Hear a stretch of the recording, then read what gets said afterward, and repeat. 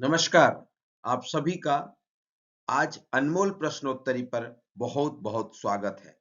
अनमोल new version 5.0.9 standard operating procedure के बारे में आपको जानकारी पूर्व के वीडियो में दी जा चुकी है। आज आपसे हम बात करने जा रहे हैं अनमोल के संबंध में। जो आपका प्रश्न है, उन तमाम प्रश्नों के जवाब, उन तमाम डाउट्स को हम क्लियर करने की कोशिश करेंगे, क्योंकि बहुत बार ये होता है कि हम अनमोल के संबंध में बहुत सारी जानकारी पूछते हैं, पर उसका जब जवाब है, उसका जो जानकारी है, उसका जो उत्तर है, वो सही तरीके से प्राप्त नहीं होता है, तो फिर हमको फिर दूसरे के संपर्क करना पड़ता है। पर यहाँ आज हम आपसे बात करेंगे अनमोल प्रश्नोत्तरी में। आपसे उन तमाम प्रश्नों के जवाब, प्रश्न भी पूछेंगे और जवाब भी देंगे। ये दोनों चीजें आज अनमोल प्रश्नोत्तरी, अनमोल न्यू वर्जन 5.0.9 पे हम पूछेंगे। तो अनमोल को लेकर के आपका जो सवाल होगा, वो सवाल आप पूछिए और उसका जवाब हम देने का प्रयास करेंगे। आइए, पहला है अनमोल एप्लीकेशन कैसे डाउनलोड करें। अनमोल एप्लीकेशन कैसे डाउनलोड करें? अनमोल एप्लीकेशन को गूगल के प्ले स्टोर से डाउन किया जा सकता है। इसके रेडी रेफरेंस के लिए लिंक भी हम यहाँ नीचे दे रहे हैं, जिसे आप अपने स्क्रीन का फोटो लेकर के या फिर इसी प्ले गूगल में आप स्टोर ऐप डिटेल्स आईडी डाल करके जो है आप इस एप्लीकेशन को डाउनलोड कर सकते हैं। प्ले स्टोर में आसानी से यह अवेलेबल है। अनमोल ऐप में पहली बार लॉगिन कैसे करेंगे? अनमोल ऐप मान लीजिए आपने डाउनलोड कर लिया, तो उसमें आप पहली बार आप कैसे उसको लॉगिन उसमें करेंगे? तो अनमोल ऐप डाउनलोड और इंस्टॉल करने के बाद 2 बटन वाली एक स्क्रीन दिखाई देगी। दाईं ओर एनएम लॉगिन बटन दबाने पर एक विंडो खुलेगी। विंडो में एक ड्रॉप डाउन मेनू होगा, जिसमें से राज्य का नाम चुनना होगा। उदाहरण के लिए देखो, इस शब्दों को समझो। अनमोल ऐप डाउनलोड और इंस्टॉल करने के बाद वहां पे 2 बटन आता है, एक स्क्रीन दिखाई देगी। दाईं ओर एनएम लॉगिन बटन दबाने पर एक विंडो ओपन होगा। विंडो में एक ड्रॉप डाउन मेनू होगा, जिसमें राज्य का नाम चुनना होगा। जैसे उदाहरण स्वरूप यहाँ देखिए, आंध्र प्रदेश के मामले में या आंध्र प्रदेश होगा। उसके बाद किसी को एनएम आईडी दर्ज करनी होगी, जो 5 या 6 अंकों की संख्यात्मक मान हो सकती है, और एनएम का पंजीकृत मोबाइल नंबर दर्ज करना होगा। उसके बाद सबमिट बटन दबाना है। इसके बाद सारा डेटा डाउनलोड हो जाएगा। एक बार डेटा डाउनलोड पूरा हो जाने पर सक्रिय पात्र जोड़ों, गर्भवती महिलाओं, जो एलिजिबल कपल, प्रेग्नेंट वुमेन और चिल्ड्रन, ये कुछ जो संख्या दिखाने वाला एक संदेश स्क्रीन दिखाई जाएगा और ओके बटन दिखाई देगा। ओके बटन दबाने के बाद 2 टैब दिखाई देंगे। दायां टैब एनएम लॉगिन के बारे में होगा, और एक बार जब बटन दबाया जाता है, तो दूसरी विंडो एंटर करके एम पिन सेट करने के लिए दिखाती है और एम पिन की पुष्टि करती है। इस तरह से पूरे अनमोल ऐप में जब आप फर्स्ट टाइम लॉगिन करेंगे, तो इतने सारे आपको एक्टिविटी करने होते हैं। क्लियर है आपको? ठीक है। आप स्क्रीन का फोटो भी ले सकते हैं और उससे आप देख भी पाएंगे, समझ भी पाएंगे कि क्या क्या करना है। ठीक है। दूसरा, यदि उपयोगकर्ता पिन भूल जाए, तो क्या वह पिन रीसेट कर सकता है? बिल्कुल हाँ। कोई भी भूल गए पिन को दबाकर पिन को रीसेट कर सकता है। फिर एनएम का मोबाइल नंबर दर्ज करें और ओटीपी सत्यापन करें। सफल ओटीपी प्रमाणीकरण के बाद नया एम पिन दर्ज करना है और एम पिन की पुष्टि भी करनी है। यह विकल्प लॉगिन स्क्रीन से खुल सकता है। तो पिन भूल गए तो इसको घबराने की जरूरत नहीं है, उसे हम रीसेट कर सकते हैं। ठीक। यहाँ देखिए, ऑप्शन आपको पिन रीसेट करने का दिया हुआ है। यहाँ फॉरगेट पिन को आप जब क्लिक करेंगे, तो आपको सेट पिन का ऑप्शन आएगा, ओटीपी जाएगा और उसके बाद उसमें जो है आप पिन सेट कर सकते हैं। यदि उपयोगकर्ता को अमान्य क्रेडेंशियल का संदेश प्राप्त होता है, तो उपयोगकर्ता क्या कर सकता है? यदि हाँ, इस संदेश का मतलब ये होगा कि जैसे अमान्य क्रेडेंशियल उसको आ रहा है, तो एनएम द्वारा जो जानकारी जो लॉगिन की गई है, जो दर्ज की गई है जानकारी, चाहे राज्य का चयन हो, एनएम आईडी हो, मोबाइल नंबर हो, यह सही नहीं है। ये उपयोगकर्ता को सुनिश्चित करना होगा कि सही एनएम आईडी दर्ज करे। मोबाइल नंबर आरसीएच पोर्टल पर जो पंजीकृत है, वही मोबाइल नंबर यहाँ पे एंट्री करे।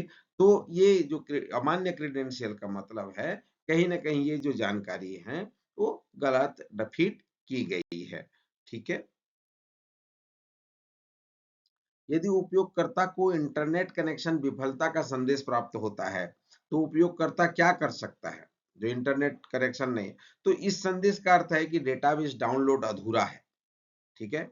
इसलिए कृपया इंटरनेट से पुनः कनेक्ट करके डेटाबेस डाउनलोड पूरा करें और डेटाबेस पूरा होने के बाद ही अनमोल का उपयोग शुरू करना है, क्योंकि फर्स्ट टाइम जो डाउनलोड करना होता है वो पूरे का पूरा आपको डाउनलोड करने की जरूरत होती है।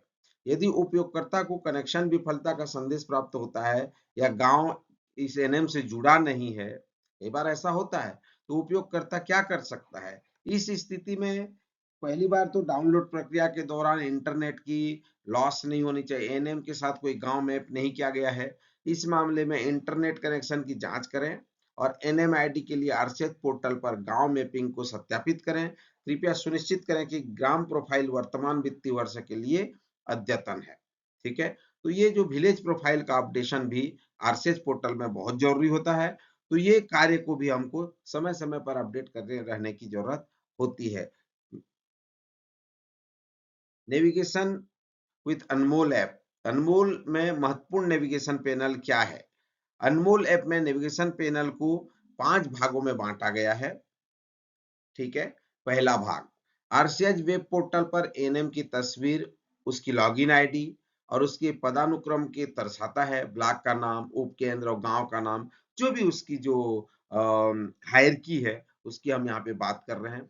दूसरा भाग 9 सर्कल की पहली पंक्ति, डैशबोर्ड, आरसीएच रजिस्टर, बीएचएसएनडी, इस सभी 3 टैब का उपयोग टैब के भीतर उपलब्ध डेटा को देखने के उद्देश्य से किया जाता है। दूसरी पंक्ति में 3 गोलाकार बटन हैं, जिसमें लक्ष्य दंपत्ति, गर्भवती महिला, चाइल्ड देखभाल, ये गोलाकार बटन आपको राउंड अपने संबंधित अनुभागों के लिए डेटा प्रविष्टि का चेक लिस्ट पर ले जाते हैं। गोलाकार बटनों की तीसरी पंक्ति, जिसमें काउंसलिंग, एक्शन प्लान, डेटा अद्यतन के लिए है। ये बटन सहायक है और एनएम के काम को सुविधाजनक बनाने के लिए उपयोगी है। चौथी पंक्ति, जहाँ पे डेटा सिंक स्थिति दिखाई दी है, यह केवल सिंक्रोनाइजेशन स्थिति को दर्शाती है। पांचवी पंक्ति, पांचवें भाग, दाएं ऊपरी कोने पर मेनू के बारे में है।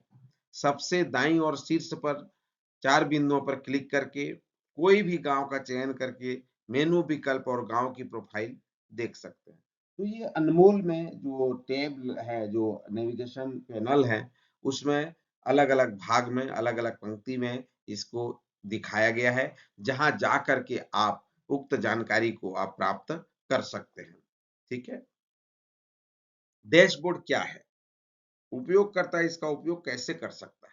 ये आपके मन में सवाल आते हैं। डैशबोर्ड आपके स्वयं के डेटा का बहुत सरल दृश्य है, जिसे टैब में दर्ज किया जाता है और अनमोल की शुरुआत से पहले पोर्टल पर भी अपलोड किया जाता है। विजुअलाइजेशन के लिए निम्नलिखित 8 क्षेत्रों पर, जो हम आगे बताएंगे, पहुंचने के 2 तरीके हैं। एक, या तो प्रत्येक विशिष्ट क्षेत्र पर क्लिक करना और दूसरा किसी भी क्षेत्र पर क्लिक करना और फिर आइकन के साथ बाईं ओर एक मेनू बार का उपयोग करना है। पहला है पंजीकरण। जो 8 क्षेत्र की हम बात कर रहे हैं उसमें से पहला है पंजीकरण। इससे पता चलता है कि अनमोल में कितने योग्य दंपत्ति हैं, लक्ष्य दंपत्ति हैं, गर्भवती महिलाएं और बच्चे पंजीकृत हैं। यह क्लिक करने योग्य संख्याएं भी दिखाता है, जो उपरोक्त 3 श्रेणियों में प्रत्येक लाभार्थी की पूरी सूची देता है। दूसरा है परिवार नियोजन।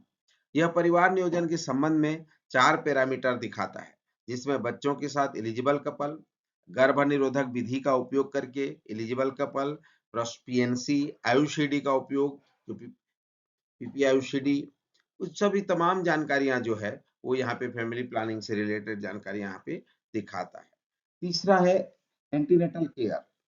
यह मुख्य रूप से 6 इंडिकेटर्स है, जिसमें गर्भवती महिलाओं को क्रमशः एएनसी 1, 2, 3, 4 जो क्रमशः एएनसी 1, 2, 3, 4 सर्विसेज है, कंप्लीट एएनसी सर्विसेज हैं और इसमें से कोई 3 एएनसी सर्विसेज भी है। तो ये तमाम जानकारियां जो है एएनसी रिलेटेड यहाँ पे दिखाई दी गई है।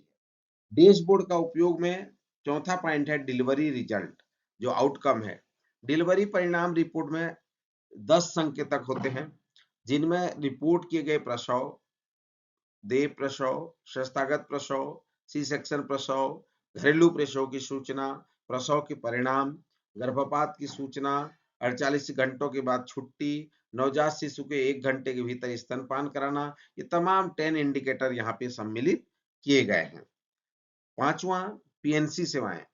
डैशबोर्ड का यह भाग पीएनसी सेवाओं के लिए देय मूल राशि को दर्शाता है, जहां पीएनसी सर्विसेज होती है। टीकाकरण टैब, बीसीजी, जन्म खुराक टीकाकरण, खसरा, फुल इम्यूनाइजेशन, वजन, प्रत्येक एंटीजन के कवरेज को टीकाकरण पार्ट में दर्शाया गया है। इंपोर्टेंट इंडिकेटर में high risk pregnancy, anaemia, several anaemia, प्रसव के लिए गर्भवती महिला, मातृ मृत्यु, बच्चों की मृत्यु, सी सेक्शन, तमाम इंपोर्टेंट इंडिकेटर इस डैशबोर्ड में दिखाई देते हैं। केपीआई फैक्ट शीट का भी यहाँ पे प्रदर्शन किया गया है, जो एमएनसीएच के से संबंधित है, मैटरनल हेल्थ से रिलेटेड है। यहाँ महत्वपूर्ण संकेतकों पर एएनएम का समरी रिपोर्ट और उसके जो कार्य प्रदर्शन है वो देखा जा सकता है। इस प्रकार से ये 8 इंडिकेटर दिखाई देते हैं। होम स्क्रीन पर आरसीएच रजिस्टर मॉड्यूल का क्या उपयोग होता है? होम स्क्रीन पर आरसीएच रजिस्टर मॉड्यूल का जो उपयोग होता है, मुख्य रूप से 9 प्रकार की जानकारी को इस होम स्क्रीन पर आप देख सकते हैं। पहला है एकीकृत RCH register, integrated RCH register एक ऐसा टैब है जहां एक ग्राम प्रोफाइल, लक्ष्य दंपति की ट्रैकिंग, गर्भवती महिलाओं की ट्रैकिंग और बच्चों की ट्रैकिंग एक पूर्ण रूप से एक रजिस्टर के रूप में आप इसको देख सकते हैं। जो योग्य लक्ष्य दंपति है, जो युगल जोड़ी है, जो एलिजिबल कपल है, सिस्टम में सभी योग्य पंजीकृत जोड़ों की जानकारी यहाँ पे दिखाई जाती है। गर्भवती महिलाओं की ट्रैकिंग, यह सभी गर्भवती महिलाओं की लाइन लिस्टिंग, प्रत्येक गर्भवती महिला का आरसीएच आईडी नंबर क्लिक करके देखा जा सकता है। एनसी रजिस्टर, डिलीवरी और पीएनसी रजिस्टर, जहां पे डिलीवरी के लाइन लिस्टिंग देखी जा सकती है। हाई रिस्क रजिस्टर, जो उच्च जोखिम वाली गर्भवती महिलाओं वाली सभी गर्भवती महिलाओं की लाइन लिस्टिंग आप यहाँ पे देख पाएंगे। सेवियर एनीमिया रजिस्टर, गंभीर एनीमिया से पीड़ित सभी गर्भवती महिलाओं की लाइन लिस्टिंग आप यहाँ देख पाएंगे। और बच्चे के ट्रैकिंग और टीकाकरण, जहां बच्चों की लाइन लिस्टिंग आप देख पाएंगे। और 9वां है लो बर्थ वेट, जो जन्म के समय कम वजन वाले बच्चों की सूची की इस बटन के माध्यम से प्राप्त की जा सकती है। इस प्रकार जो होम स्क्रीन पर आरसीएच रजिस्टर मॉड्यूल है, जहां आप इन आरसीएच रजिस्टर टैब में 9 प्रकार की जानकारी आप देख पाएंगे। ठीक है, एकीकृत आरसीएच रजिस्टर, योग्य युगल रजिस्टर, गर्भवती महिलाओं की ट्रैकिंग, एएनसी रजिस्टर, डिलीवरी और पीएनसी रजिस्टर, उच्च जोखिम रजिस्टर, गंभीर एनीमिया रजिस्टर, बाल ट्रैकिंग और टीकाकरण और low birth weight. VHND tab भी है। वीएचएनडी टैब का क्या उपयोग है?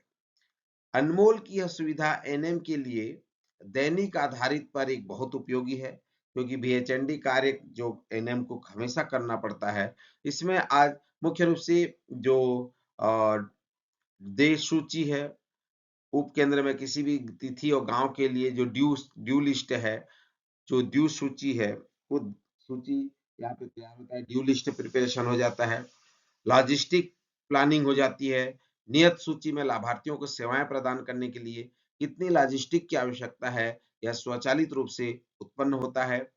और साथ ही साथ बीएचएनडी सेशन बनाने में, उपयोगकर्ताओं को सेवाओं की प्रदायगी के लिए सत्र बनाने में यह बीएचएनडी टेप का उपयोग किया जाता है। पहला ड्यू लिस्ट, दूसरा लॉजिस्टिक, तीसरा सेशन प्लान। उपयोगकर्ता अनमोल में एक लक्ष्य दंपति को कैसे पंजीकृत कर सकता है? अनमोल का उपयोग करके एक लक्ष्य दंपति जोड़े को पंजीकृत करना बहुत आसान है। 2 चरणों में यह प्रक्रिया पूर्ण हो जाती है, जिसमें पहला चरण है योग्य जोड़े के टैब पर क्लिक करना है। 2 शीर्षकों की एक सूची खुलेगी, योग्य युगल पंजीकरण और एक लक्ष्य दंपति ट्रैकिंग, है ना, eligible couple registration and eligible couple tracking. तो ये दोनों टैब खुलेगा वहां पे, जिसमें दूसरे चरण में जब जाएंगे, अगर एलिजिबल कपल रजिस्ट्रेशन पर क्लिक करेंगे तो वांछित जानकारी दर्ज करना है और उसे सेव सेव करना है। यदि इंटरनेट चालू है और जानकारी अपडेट है तो स्वचालित रूप से आरसीएच में आईडी जनरेट हो जाएगा। ठीक है, ये 2 काम बस करने होते हैं। युगल दंपति जानकारी कैसे भरना है? जो एलिजिबल कपल है इसकी ट्रैकिंग और जानकारी अपडेट करने के लिए 3 चरण में ये प्रक्रिया को पूर्ण करना पड़ता है। एलिजिबल कपल ट्रैकिंग में 3 चरण में पहला तो एलिजिबल कपल के जो टैब है उसको क्लिक करके एलिजिबल कपल या फिर उसको एलिजिबल कपल टैब पे ट्रैकिंग करेंगे। सभी एलिजिबल कपल की जो सूची को शीर्ष पर दिए गए जो मेनू बार है उससे खोजें। खोजे गए मोबाइल नंबर, नाम, आरसीएच आईडी के माध्यम से की जा सकती है और फिर खोज बटन दबाना है, सर्च करना है और जहाँ पे मनचाहा जो एलिजिबल कपल है उनको नजर आ जाएंगे, उसको आपको क्लिक करना है। एक बार एलिजिबल कपल दिखाई देने पर इसे खोलें और उसकी वांछित जानकारी को अपडेट करें और इसे सेव करें। तो एलिजिबल कपल की ट्रैकिंग आप आसानी से भर सकते हैं। कई बार ये होता है कि एलिजिबल कपल की ट्रैकिंग नहीं करके सीधे-सीधे एंट्री करते जाते हैं। ऐसा नहीं करना है। 15 से 49 साल की महिलाओं का जो एलिजिबल कपल है उनकी एंट्री अगर आपने एक बार कर ली है, तो उसको ट्रैकिंग करके उसकी जानकारी को अपडेट करने की ज़रूरत होती है। बार-बार एंट्री करने की ज़रूरत नहीं होती है। उपयोगकर्ता अनमोल में गर्भवती महिला का पंजीकरण कैसे कर सकता है? गर्भवती महिला को अनमोल में पंजीयन करने के लिए 2 चरण की प्रक्रिया अपनानी होती है। पहला तो ये कि एलिजिबल कपल ट्रैकिंग पर जाएँ, फिर योग्य जोड़े को खोजें और जानकारी को भरें। और फिर क्या गर्भवत इस सवाल पर भी कि क्या महिला गर्भवती है या नहीं? यदि हाँ दबाएँगे तो यूरिन टेस्ट की बात करेगा। यूरिन टेस्ट में भी पॉजिटिव दिखाएँगे तो गर्भावस्था का परीक्षण पॉजिटिव हो ये इंडिकेट होगा। इस बार चरण 1 पूरा हो जाने पर गर्भवती महिला का पंजीकरण जारी रखने के लिए बटन दबाना है और फिर सभी वांछित जानकारी उसमें भर करके सेव करना है। अब पंजीकृत हो जाएगा। फिर उसके बाद एनसी विवरण सूची से आरसीएच आईडी का उपयोग करके देखा जा सकता है। इस तरह से गर्भवती महिला का पंजीकरण करते हैं।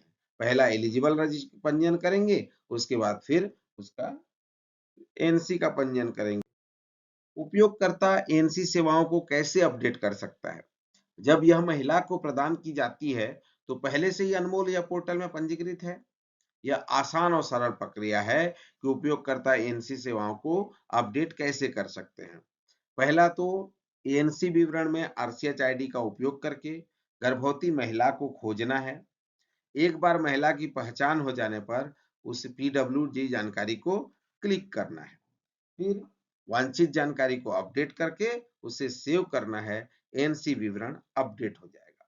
यही बस है, छोटा छोटा जो टास्क है आप उसको ध्यान देंगे तो यहाँ से आप आसानी से जो है एक एएनसी सर्विसेज को अपडेट कर लेंगे। उसके बाद अनमोल में डिलीवरी जो जो प्रसव है उसके परिणाम को हम कैसे अपडेट करेंगे?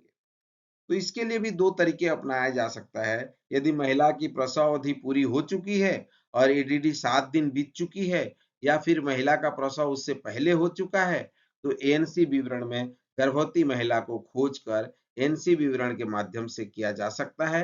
प्रसव परिणाम में प्रसव के जो विवरण होते हैं, जो बुनियादी जानकारी हैं और फिर गर्भवती महिला टैब और शिशु पीएनसी टैब के पीएनसी के माध्यम से माँ और नवजात शिशु को प्रसवोत्तर सेवाएं प्रदान की जा सकती है। प्रसव के बाद गर्भवती महिला को दी गई सेवाओं को कैसे रिकॉर्ड करें?